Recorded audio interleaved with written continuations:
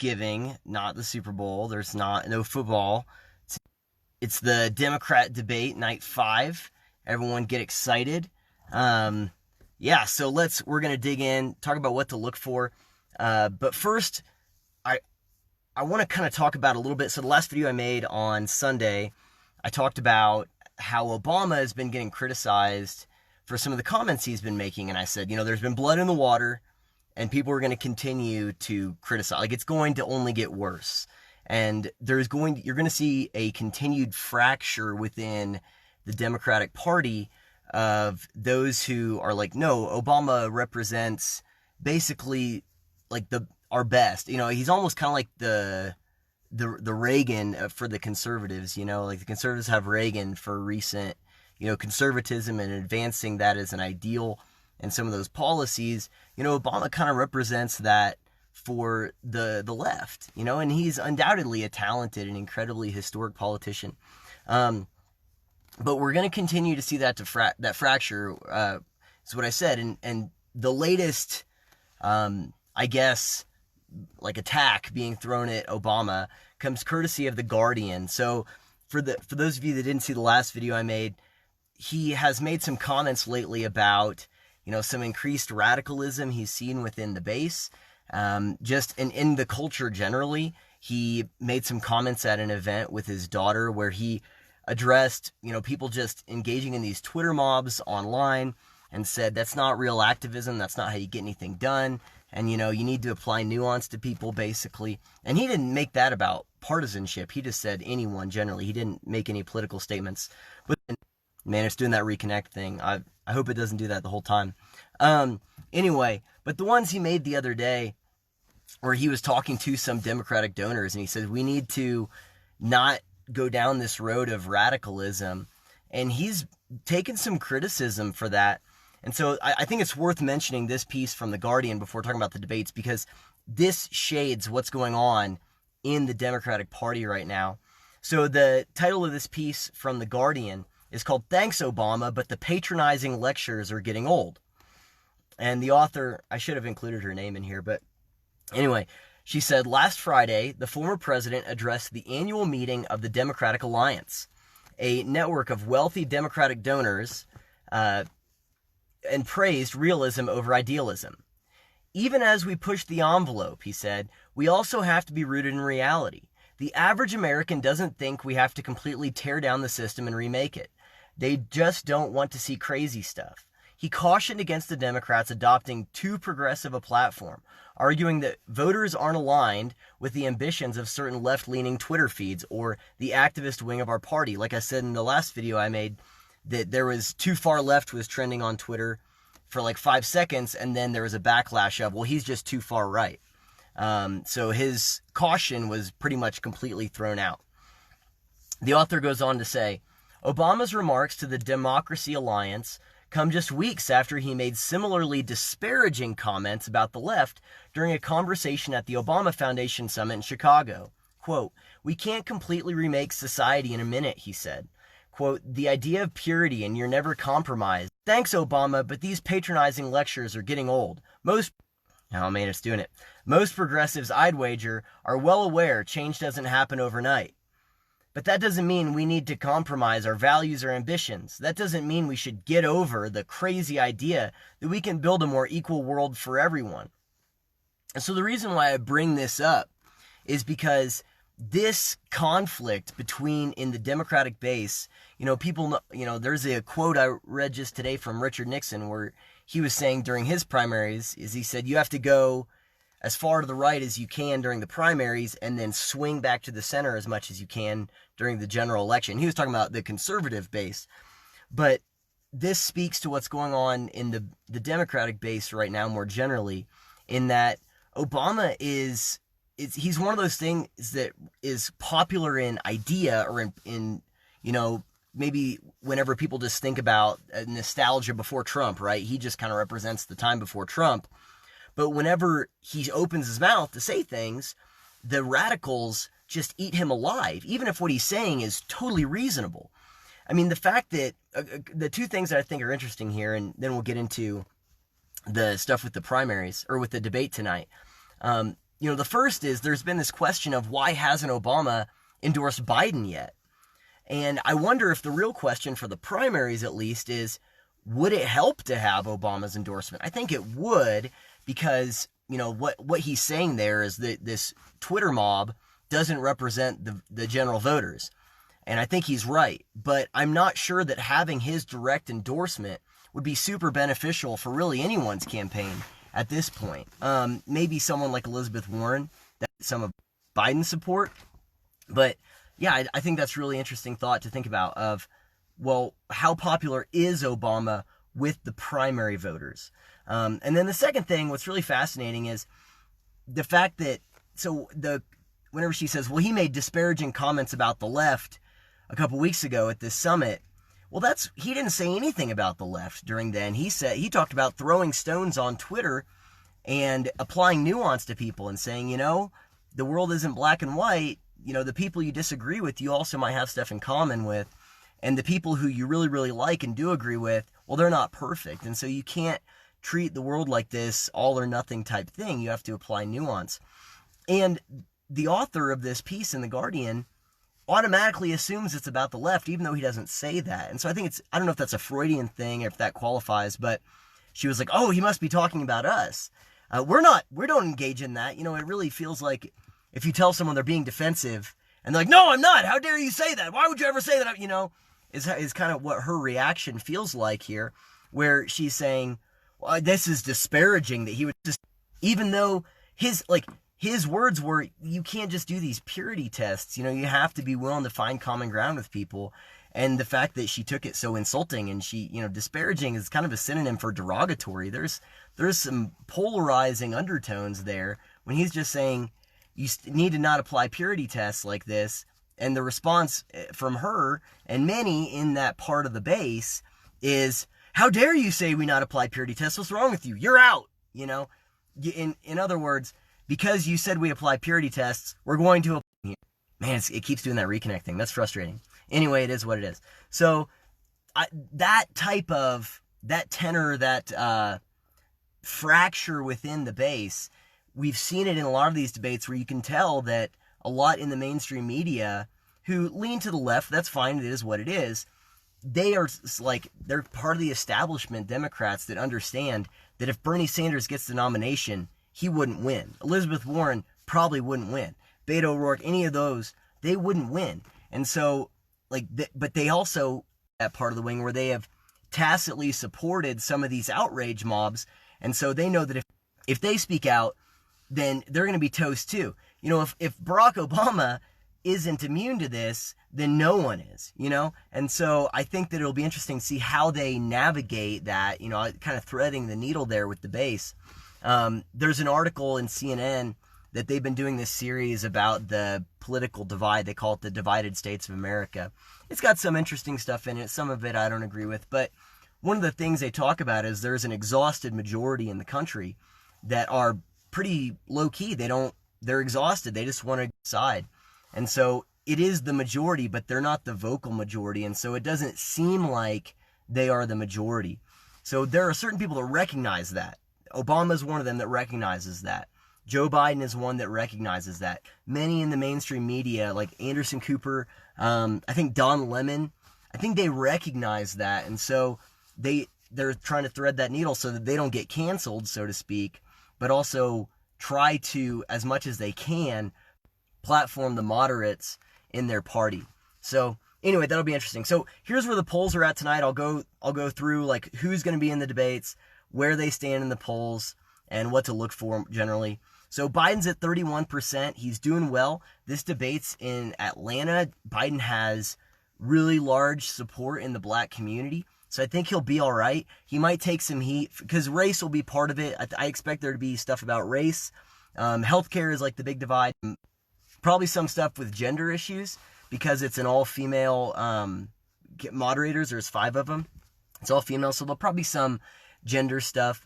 But Biden's really popular in the black community, so he might take some heat over the crime bill. He's done that before. I don't think there'll be any new criticisms. Really, all Biden has to do is just keep his head down, make it seem like he's not about to keel over and die, and keep the gaffes to a minimum. Don't say that we need to provide record players to moms to play for their kids so that they can get smart. Like, that you're not winning anything there. Just don't be a meme. Just keep your head down, seem reasonable, and he'll be fine. He's at 31%. He's been pretty steady. He took a dip after one of the debates, but he has went pretty much right back up. So I think he'll be okay. He'll just keep his head down. Next is Elizabeth Warren. She's at 18%. I would say she's going to be playing defense right now. So I have a plan for that. Her big thing is I have all these plans, and she released her plans in recent weeks, and they're not very good. They've taken criticism from the left and the right, obviously the right, but there's been a lot of criticism on the left as well of these plans don't make sense. They're not financially workable.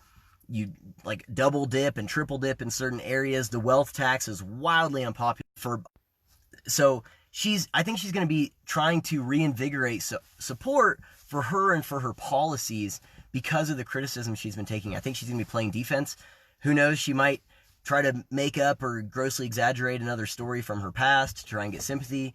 We'll see. There seems to be a new one every couple months. Maybe she's learned her lesson since that hasn't really helped her. But we'll see. The next is, so she's at 18. Sanders is at 17. So they're getting close to parity, which is what I thought might happen after the last debates. It's what's happening. If Sanders is going to criticize her now that he can differentiate between his plans and her plans, I wonder if he's going to say, this is how she wants to pay for it. It won't work. This is how I want to pay for it. It also won't work, but at least he can draw a distinction there. So he might do that. He needs to do that. He needs to criticize Warren. I don't think he will. I think he's too principled. I don't think he will. But he does have the advantage of he actually believes this stuff. Warren is wildly dishonest. It seems she's changed her position on pretty much everything, especially in recent years. And so I think that you get a sense in the base that especially the people that support Sanders know that Warren is basically piggybacking off of his policies.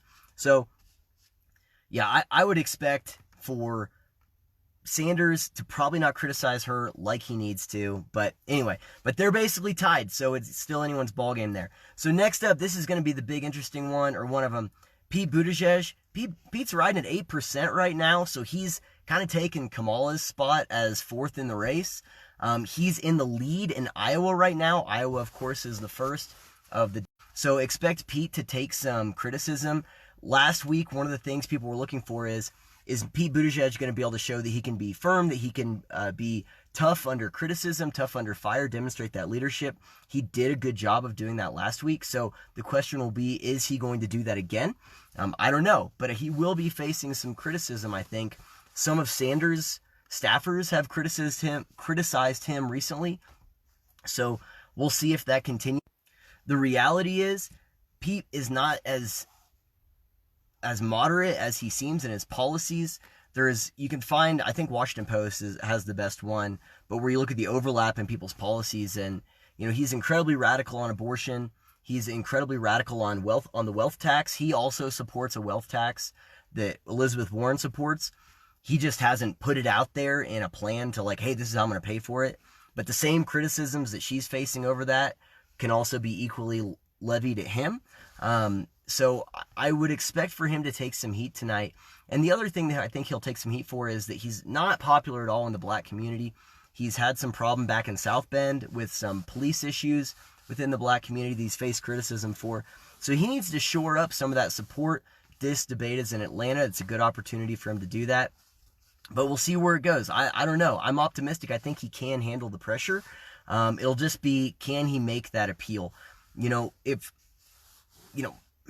Hillary Clinton was incredibly pandering. She talked about carrying hot sauce because he talked about smoking weed and he played jazz and he was kind of a cool kind of guy. And so, but she didn't get a huge turnout within the black community during the 2016 election or in the primaries. So if she can't, I'm not real convinced that Pete Buttigieg can, but we'll see. I think that he's still kind of a wild card, and that's one that I think could climb pretty high if he has a couple good showings. The rest, Kamala Harris trying to find a way to stay in it. Kamala Harris and honestly, Julian Castro, where Beto O'Rourke was, and Cory Booker, they're all kind of Bruce Willis from The Sixth Sense. their campaigns are dead. They just haven't realized it yet. Kamala Harris does have reason to think that she might have a chance, but she blew that chance a couple months ago. So I don't know what she's going to do. She's kind of one that's like, well, whatever. Cory Booker is also in there. Kamala Harris is at 4%. Booker's at 1%, but they're kind of in that same category. Julian Castro didn't even make the cutoff for this debate. Anyway, so we'll see what happens. There are 3 that need to have a good showing tonight, for for the same reason, but in different ways. Tulsi Gabbard is one that people were kind of still waiting for her to do something to explode. She hasn't. She's faced some criticisms that I think are totally unfair. She's also faced some tech censorship with Google, who she is suing over it. I think rightfully so. So she's an interesting candidate, but I think we've got to wait and see. People are just waiting for her to have a moment that she hasn't had yet. Andrew Yang, same way, if every answer is we're going to throw $1,000 at it, there's only so many people that is going to completely win them over. Yang's pulling at 2% also, just like Tulsi Gabbard is. So he's going to have to make a broader appeal other than, hey, we're just going to throw $1,000 at it. So yeah, he needs to have a moment. Amy Klobuchar needs to have a moment, but really she needs to do what she did in last month's debates. Even though she's still only at 2%, I think she could do really good in Iowa, which would be huge for her. She's still in this right now, even though she's at 2%. She needs to continue to distinguish herself as a true moderate, as a true option in this primary. She was really well received after the last debates, despite really only climbing about 0.5% as a result. But I think that she could do it again and, maybe go up to 3 or 4. She could chip into some of Pete Buttigieg's support and Biden's support. So anyway, those are ones who need to have a moment, and they'll approach it different ways. Yang's going to have something, period. And Klobuchar is going to have something that continues to reinforce, I am a moderate. I've been doing this for a long time. I have incredible bipartisan support. It's not just Joe Biden in this thing as a moderate. Cory Booker's in it, whatever. He's not going to do anything. He'll drop out. His campaign's been bleeding money. So is Yang's also. So he's another one why I say he needs to do something, because he's bleeding support. Tom Steyer, he's the guy who mainly is running on impeachment. Super duper rich. What's funny is that Michael Bloomberg, after jumping into the race, is polling at 3%, so he's over Booker, Steyer, Klobuchar, Gabbard, Yang, and he hasn't even had a debate show yet. So anyway, but he's at 3%. It's kind of fascinating. Anyway, so Steyer, I don't know why he's in here. Booker, it's kind of the same thing I said about Beto for like the last couple months. I'm like, I don't know why he's still here. That's kind of where Booker, Steyer, and Harris are at right now. Probably Tulsi to some degree, although I think for different reasons. She's been cheated, I think, some. Here, trying to finish up this Scary Stories to Tell in the Dark. Race relations, they're in Atlanta. That'll be...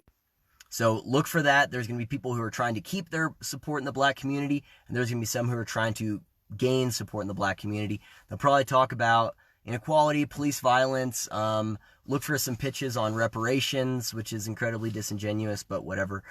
Gender stuff, it's all female moderators. There's 5 of them. So there'll probably be some stuff about reproductive rights, abortion, I think will be a big part of it. Again, I don't know why they really talk about it, because they all basically agree that none of them have really answered questions outside. But anyway, so that'll be a big one. Guns after the shooting in California, I don't know, maybe. It's not a shooting that really checks the boxes of the narrative. It was a pistol that was used by a non-white person. So who knows if they'll talk about guns or not. I don't know. Impeachment, especially after Gordon Sondland's testimony today, I think they will talk impeachment. Probably talk about in terms of governmental processes, like the Supreme Court, Electoral College, etc. So I expect all that to be baked into the cake. The big one that they're going to talk about is going to be healthcare, because that continues to be the differentiating thing among these candidates. Pete Buttigieg is going to continue to make his case for Medicare for those who want it.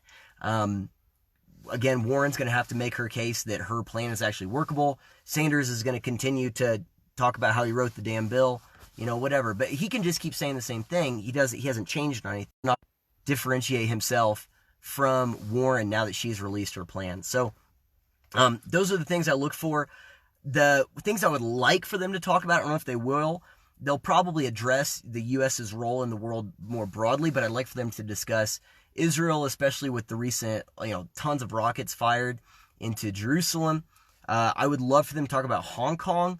What, if any, is the U.S.'s role in Hong Kong, and standing up to China in what's going on in Hong Kong right now? It's incredibly from China. So I'd like for them to talk about that. I'd like for them to talk about Bolivia. There's some fascinating stuff happening in South America. I'm going to do a whole video on what's going on in Bolivia and Venezuela, and Brazil, some of these other countries. It's really fascinating. But right now, there's in Bolivia, the president has fled the country. He's got asylum in Mexico. He was in charge of the MAS, which was the Movement for Socialism Party. And basically, the Constitution limited him to 3 terms, and he ran for a 4th term anyway. And there's been riots and stuff, and there's been elections in like 90 days. So anyway, there's a lot of stuff happening there, and I'd be interested to see if they talk about what is our role in the world, what is our role in helping out people that are trying to fight oppression and have some sense of stability and democracy while at the same time not engaging in nation building. So I think that'd be a really fascinating conversation. I don't know if they'll have that conversation or not. But I would be interested in it. And then lastly, I would be really fascinated if they address some of these comments from Obama and address that divide in the party in a real way, hold people to their answers in a real way and say, what does it look like to go too far left? That's one of the things that Obama addressed, and no one really talks about that. It's something Jordan Peterson has talked about in the past, where he said, we know what it looks like when the right goes too far. They talk about white nationalism and all this stuff that's totally gross. And they're like, yeah, you don't get to be part of the conversation anymore, okay? Once you start bringing that racial crap into it, no way. And so we know what it looks like for the right to go too far, but there isn't a conversation about what it looks like when the left goes too far, like in Venezuela or in communist Russia or China, and so, I think it would be interesting to see if they would hold people and the issues that Obama talked about, because really he's talking about 2 things. He's talking about ideology that is harmful whenever either side goes too far. But he's also talking about alienating huge swaths of voters and the future of the Democratic Party more generally. And so it's a really good question to ask. It's a good conversation to have. We'll see if they actually do it. All right. It's dark. That's it. That's it for Scary Stories to Tell in the Dark. I'm going to do a live stream on Sunday. We'll talk about the debates, some other things that are happening in the news right now that are absolutely bonkers. I want to get into the stuff, some other stuff around the world broadly, and I'll probably finally break down and talk about some of the impeachment stuff, even though I find it incredibly boring. Thank you for tuning in. If you like this stuff, please subscribe to my YouTube channel. That's at Return to Reason, or follow me on Twitter at MyMundaneMind. I'll put links in the description. Every time it starts doing the reconnect thing, I freeze, and I have to wait for it to reconnect, so I feel really silly. But anyway, it is what it is. So I'll put links to all those. And if you have any questions, if you think I'm wrong about anything, please shoot me a message or leave a comment. I love to hear people's thoughts on this stuff. Anyway, that's it. I will check you next time. See you later.